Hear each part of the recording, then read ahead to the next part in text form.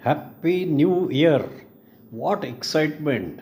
365 new days to do new things, to enjoy. I would just like to wish you all a very, very happy new year. There's something I'm just imagining.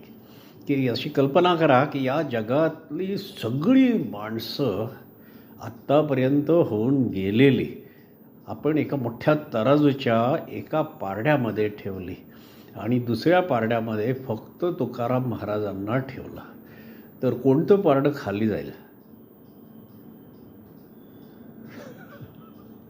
मला वाटते तुकाराम महाराजांचं पारडंच खाली जाईल, कारण की ते स्वतः प्रत्यक्ष सदेह वैकुंठात गेलेले आहेत, तिथे जाऊन वास्तव्य करीत आहेत. अर्थात this is a very nice idea, पण ओनली ॲज अन आयडिया.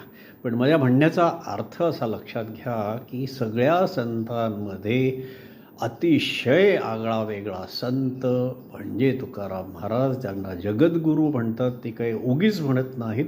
पण हे कळायसाठी आपल्याला पूर्ण अभंग गाथा वाचायला हवी.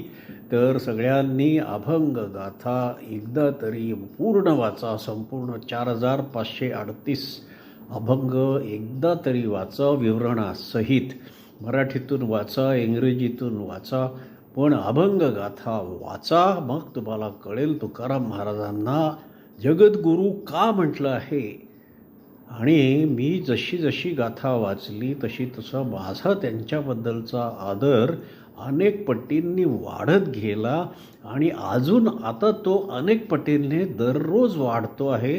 जेव्हा मी कुठल्याही एखाद्या अभंगाच्या भाषांतरामध्ये जेव्हा डुंबतो, त्यांची जी विचारसरणी आहे, त्यांची परमेश्वराशी सतत संपर्क साधण्याची जी कला आहे, ती बघून मी अमेज होत जातो, अमेज.